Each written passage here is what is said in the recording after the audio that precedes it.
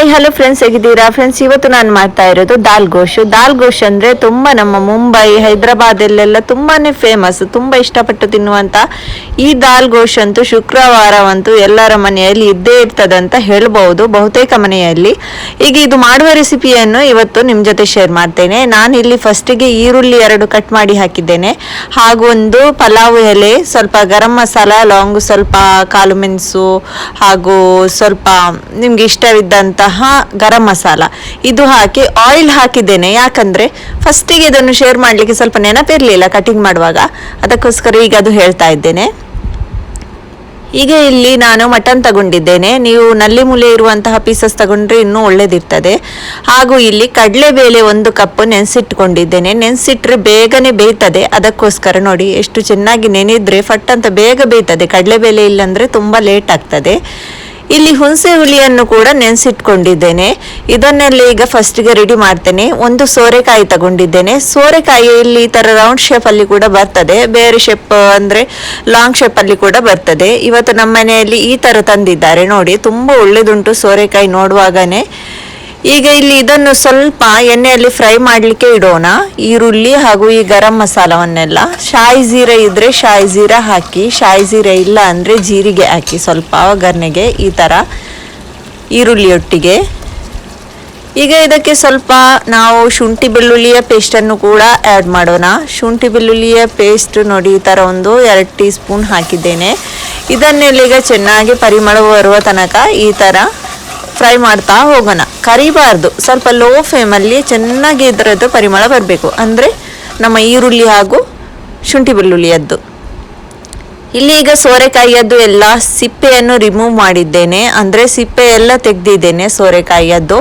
ಆಮೇಲೆ ಇದನ್ನು ಈ ಥರ ಕಟ್ಟಿಂಗ್ ಮಾಡಿ ತಗೋತೇನೆ ನೋಡಿ. ಇದನ್ನು ಕಟ್ಟಿಂಗ್ ಮಾಡುವಾಗ ಈ ಥರ ದೊಡ್ಡ ದೊಡ್ಡ ಪೀಸ್ ಇರಬೇಕು ದಾಲ್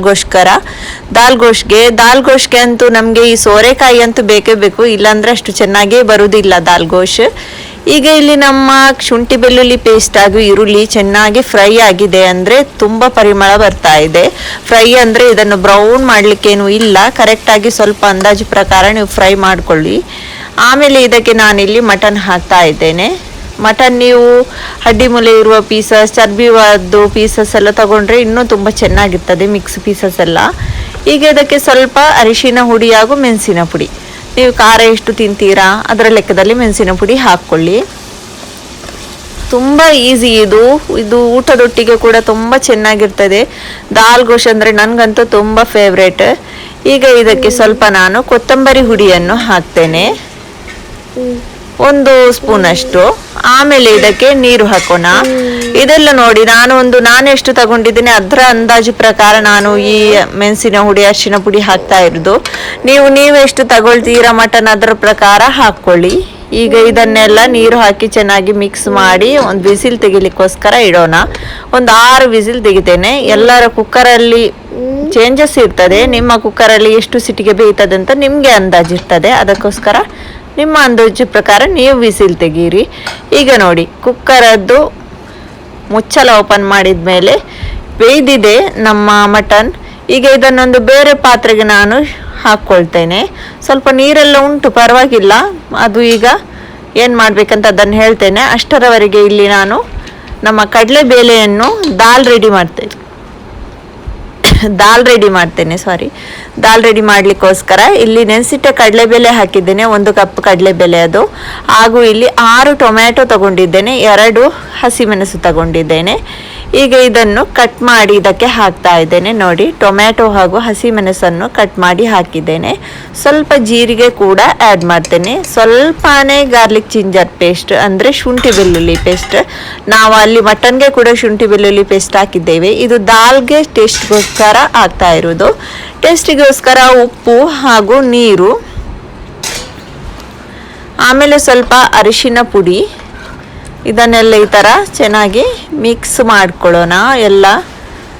ಆಮೇಲೆ ಸ್ವಲ್ಪ ಅರಿಶಿನ ಹುಡಿ, ಇಷ್ಟನ್ನೆಲ್ಲ ಹಾಕಿ ಇದಕ್ಕೂ ಕೂಡ ಒಂದು ನಮ್ಮ ಕಡಲೆಬೇಳೆ ಬೇಯುವ ತನಕ ವಿಸಿಲ್ ತೆಗೆಯೋಣ. ಕಡಲೆಬೇಳೆ ಬೇಗನೆ ಬೇಯ್ತದೆ, ಯಾಕಂದರೆ ನಾನು 1 ಗಂಟೆ ತನಕ ಇದನ್ನು 1 ಗಂಟೆಗಿಂತ ಜಾಸ್ತಿ ಆಯಿತು ನೆನೆಸಿಟ್ಟು.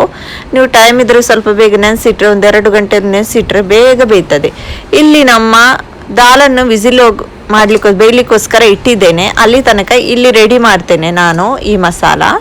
ಇಲ್ಲಿ ನಾವು ಮಟನನ್ನು ಬೇರೆ ಪಾತ್ರೆಗೆ ಹಾಕಿದ್ದೇವೆ ಅಲ್ಲ, ಅದೇ ಪಾತ್ರೆಗೆ ಈಗ ಸೋರೆಕಾಯಿಯನ್ನು ಅದರಲ್ಲಿ ಹಾಕಿ ಬೇಯಲಿಕ್ಕೋಸ್ಕರ ಬಿಡಬೇಕು. ಹಾಗೇನೆ ಸ್ವಲ್ಪ ಸ್ಟೋವಲ್ಲಿ ಬೇಯಲಿಕ್ಕೆ ಬಿಟ್ಟರೆ ತುಂಬ ಚೆನ್ನಾಗಿ ಬೇಯ್ತದೆ.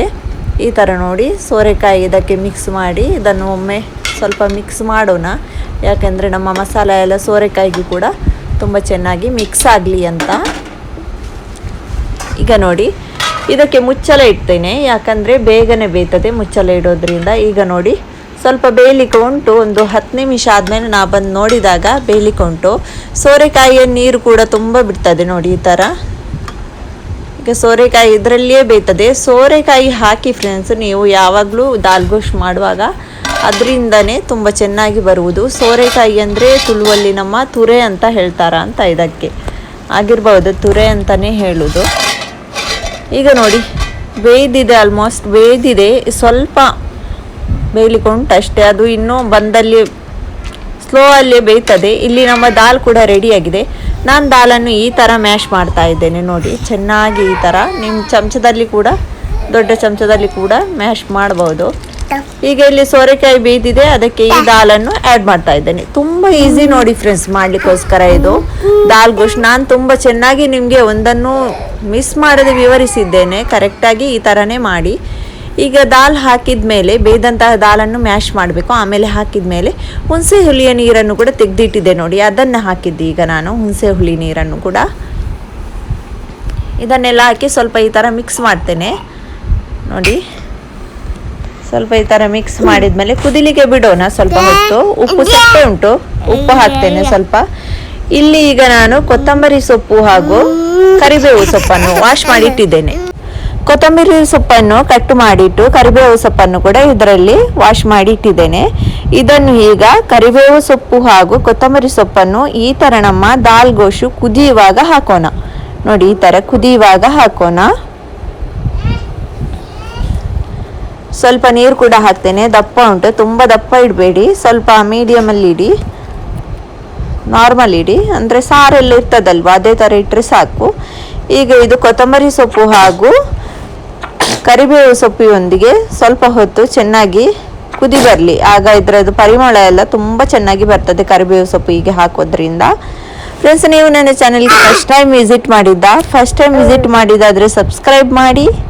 ದಯವಿಟ್ಟು ಒಂದು ಸಬ್ಸ್ಕ್ರೈಬ್ ಮಾಡಿ, ಲೈಕ್ ಮಾಡಿ, ಶೇರ್ ಮಾಡಿ. ಹಾಗೂ ನಿಮಗೆ ನನ್ನ ಈ ವಿಡಿಯೋ ಹೇಗನಿಸಿತು ಅಂತ ಕಮೆಂಟ್ ಕೂಡ ಮಾಡಿ ನೋಡಿ. ಈಗ ನಮ್ಮ ಈ ದಾಲ್ ಗೋಶ್ ಕುದೀತಾ ಇದೆ ನೋಡಿದ್ರೆಲ್ಲ, ಚೆನ್ನಾಗಿ ಕುದಿಬೇಕು. ನಾನಿಲ್ಲಿ ಸ್ಲೋ ಇಟ್ಟಿದ್ದರಿಂದ ಸ್ಲೋದಲ್ಲಿ ಕುದೀತಾ ಇದೆ. ನಾನು ಫಾಸ್ಟಲ್ಲಿ ಇಡಲಿಲ್ಲ, ಸ್ಲೋ ಇಟ್ಟಿದ್ದೇನೆ. ಸ್ಲೋ ಇಟ್ಟರೆ ತುಂಬ ಚೆನ್ನಾಗಿ ಸ್ಲೋ ಆಗಿ ಚೆನ್ನಾಗಿ ಕುದೀತದೆ ನೋಡಿದ್ರಲ್ಲ ಫ್ರೆಂಡ್ಸ್. ಈಗಂತೂ ದಾಲ್ ಗೋಶ್ ರೆಡಿ. ಇದು ನೀವು ಬೇಕಾದರೆ ರೊಟ್ಟಿಯೊಟ್ಟಿಗೆ ತಿನ್ಬಹುದು. ವೈಟ್ ರೈಸ್ ಒಟ್ಟಿಗಂತೂ ತುಂಬ ಚೆನ್ನಾಗಿರ್ತದೆ ಕಾಂಬಿನೇಷನ್ ಇದರದ್ದು. ನೀವು ಬಾಯ್ಲ್ಡ್ ರೈಸ್ ಒಟ್ಟಿಗೆ ತಿನ್ಬಹುದು, ತುಂಬ ಒಳ್ಳೇದಿರ್ತದೆ. ನೀವು ಕೂಡ ಇಷ್ಟರವರೆಗೆ ದಾಲ್ ಗೋಶ್ ಕೇಳಿದ್ದೀರಿ ಹೆಸರು, ಮಾಡಲಿಲ್ಲ ಅಂದರೆ ಇವತ್ತೇ ಹೋಗಿ ನೀವು ದಾಲ್ ಗೋಶ್ ರೆಡಿ ಮಾಡಿ ಫ್ರೆಂಡ್ಸ್, ತುಂಬ ಟೇಸ್ಟ್ ಆಗಿರ್ತದೆ. ತುಂಬ ಜನ ದಾಲ್ ಗೋಶ್ ಮಾಡ್ತಾರೆ, ತುಂಬ ಜನ ಮಾಡೋದಿಲ್ಲ, ಒಳ್ಳೇದಿರುವುದಿಲ್ಲ ಎಂಥದ್ದು ಅಂತ. ಇಲ್ಲ ಫ್ರೆಂಡ್ಸ್, ತುಂಬ ಚೆನ್ನಾಗಿರ್ತದೆ ದಾಲ್ ಗೋಶ್ ಅಂತೂ, ತುಂಬ ಟೇಸ್ಟ್ ಇರ್ತದೆ. ನಾನೇನು ಸಿಗ್ತೇನೆ ನೆಕ್ಸ್ಟ್ ವಿಡಿಯೋದಲ್ಲಿ. ಅಲ್ಲಿ ತನಕ ಟಾಟಾ, ಬಾಯ್ ಬಾಯ್, ಟೇಕ್ ಕೇರ್.